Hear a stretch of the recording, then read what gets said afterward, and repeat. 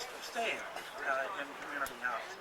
And that is, the response to that is that we are, as you, Ann, have read the papers that we submitted to the council, significant in the first year.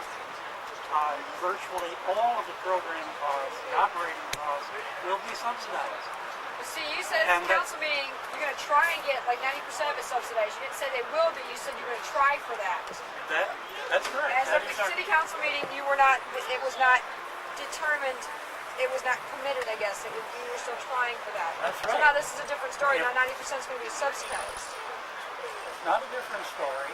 I don't have independent wealth to subsidize this program. No, I know. We're going after a variety of sources of public and private funds, a variety of grant funds that would not be available. We have already tapped a number of those, or sought a number of those sources for outdoor shelter development. They don't exist.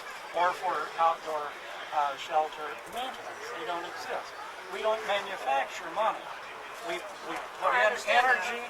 We work with people who are in a homeless situation to solve that problem. We can't solve all of those problems. So now, with reference, once again, to the cost of maintaining, the cost per person for food, shelter, staff, administration, utilities is approximately $600 per room. We're seeking subsidy for all of that. So as you're communicating with each other, keep that in mind. It's not that we're charging any specific amount, number one, and number two, it's not that that rent is anywhere near $600, and we're doing it for a lot less than $600 a month. Much less. But the point is, it's only for 44 people. It's for 44 people. So the 40 rooms. 40 rooms. There may be couples in some rooms. So the number that you want to keep in mind that has been permitted for camping by the city in this location is 75. If we have 40 bedrooms and there are 10 singles and a number of and the rest are couples, we are able to house indoors the same number that have been permitted to camp here, not even entirely legally, because if you were to seek legal permits for legal camping, we would have to have bathroom facilities, cooking facilities, and all kinds of other sanitary facilities. But this is evading the issue. I must just respond to you on one matter. This is really on the issue, Daryl. The issue is can we keep it free for winter?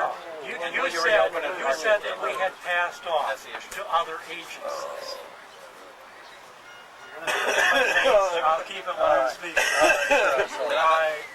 You're saying that you've made a lot of plans for money for your transitional housing, and there's no money budgeted in those programs for the rest of the people, is what you're saying.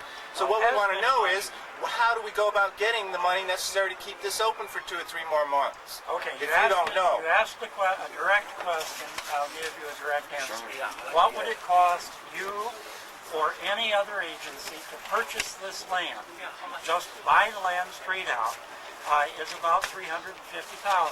That Citizens Committee has purchased the land. The land's donated. The land's donated. Okay, now let's get back to the business of the meeting, folks. Daryl is going to listen to what we're doing in the meeting, and hopefully he will go back to the Citizens Committee with a recommendation of one sort or another that they not attempt to do what they did on November 2nd, destroy people's property by forcing them to move, thrust them off the area that they've been living in. Well, what I've heard, that's already been concluded. Bygone. Right, well, it may be concluded that is really what I want to talk about here today, because if enough people are willing to resist that action, Citizens Committee may feel, because they are the Citizens Committee for the homeless, as they call themselves, that it may not make such good press for them to be dumping people off this Obviously, the press property. don't matter because they've already concluded with No, the program. I think it does matter. Well, I think it does matter. Then why is this? That's why I'm here today. Then why is this already enforced? This is Nothing already is enforced. We are yet. here right now. The campground is still here. They wanted to destroy it on the 2nd. Campers resisted it. The campground is here. The question is, can we keep it here? Or do we want to keep it here? What is it for how much longer? What does it require to keep it here? Do people want to do calling it? it a campground. This is not a campground. This is not even close to a campground. It's not a campground. All right. So please. It's not a campground. I have a question for Daryl. Daryl, what percentage of the present residents of this community would qualify for the transitional housing? Because I think there are... Right. All of the residents potentially could qualify. Young people, minors, Free housing? Minors would not. minors would not. So all of the minors. What about people who are Unemployed. self-medicating, using alcohol and drugs? Alcohol and drugs, prescribed medication is no problem. For what? It is intended to be a clean and sober Yep. facility, which means You see what's happening? no alcohol and no See what's happening? no illegal drugs. Yeah. So my sense is there's a proportion of this community, and maybe a high number who would not qualify for this transitional housing, Daryl. And in which case, what can you say to these people? Where are they to go? And What's going to happen when 100 or 150 people who don't want to go to the armory wind up in the streets here of Santa Cruz County, wandering around and cold and desperate? What do you think that might wind up costing the county of Santa Cruz? Like maybe a hotel like the one that just burned down in Baltimore today that cost the city $3 million because some homeless were trying to start a fire to keep warm in the goddamn cold. What's it worth to you to keep these people in one place that's healthy and sanitary and where they feel comfortable and can go about trying to get their business taken care of in this city in productive ways without being obstructed?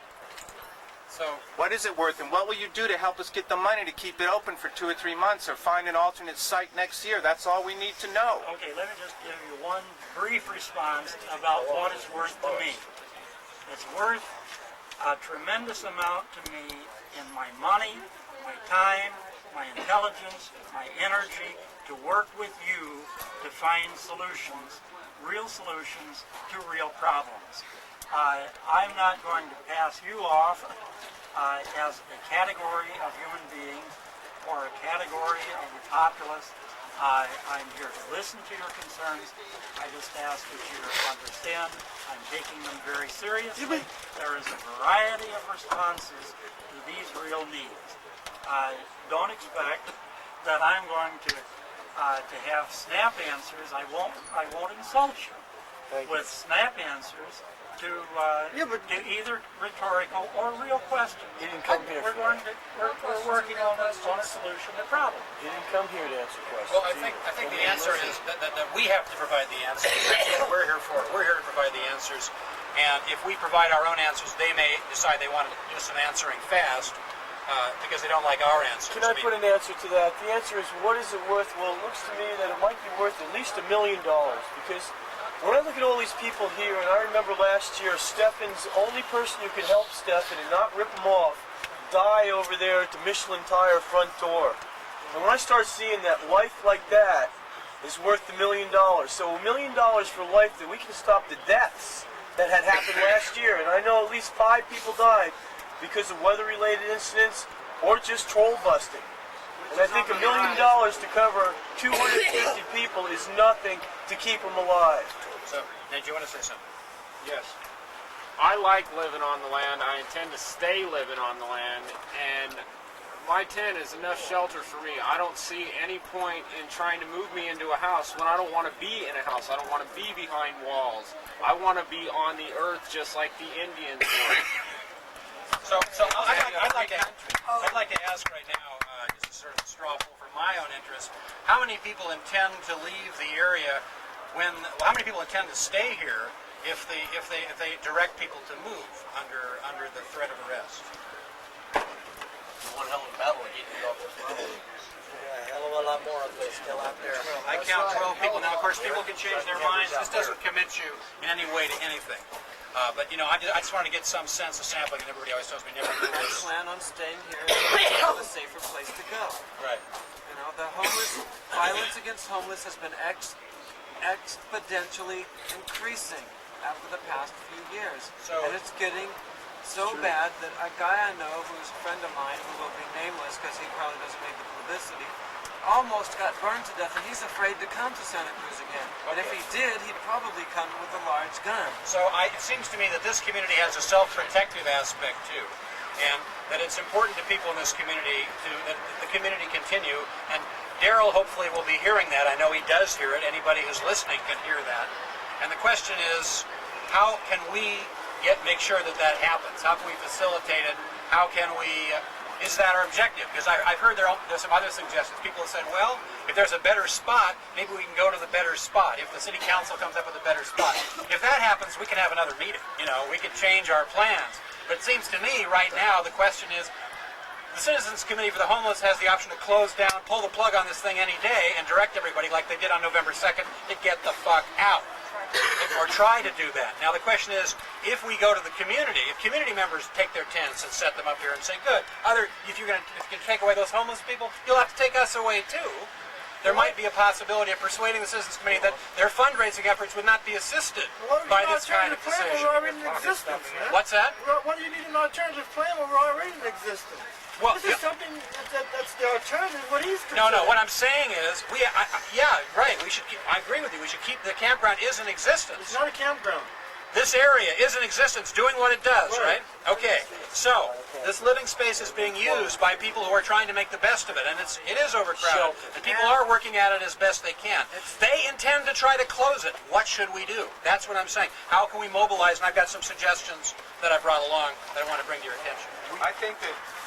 Go ahead. And then That's a good question. I don't know what to do. I don't have a place to go on December 1st. I'm going to try, look really hard. Maybe I'll get a live-in job or something. I'm looking really hard. And it's you know, a real difficult thing for me because I would be afraid of getting arrested. I don't like the rough way that I've been treated by policemen for things I didn't even do wrong. And so, you know, if I'm doing something on purpose,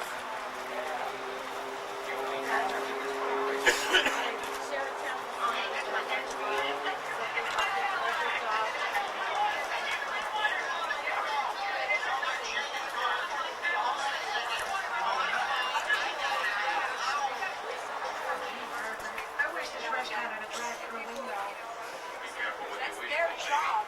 They can do want to be part of that's what they do. That's why tourists come to Santa Cruz. I have taken most of the toll over the summer just out of curiosity, see how many people, you know, it just wonder, you know, what brings me to Santa Cruz. A lot of times I'll say it. I like to see the variety of faces, the different cultures, the different people, the different personalities. That can live together. The key word is together. You know, that we can live together. Back here on this flyer, Robert mentions a couple of good points. It says a self-help community. I mean, we basically help ourselves. You know, we try and live according to what I've only been here I've been in Santa Cruz for a year and a half. But I've heard from the last couple of years, it's developed. It's majorly gotten a lot better. It's a lot calmer. There's a lot less violence here than there was originally. There's more organization. The staff are, I mean, it's basically, it's like a big, huge family. I think there's a lot of love. There's a lot of care and concern. There's incidents that happen in no places.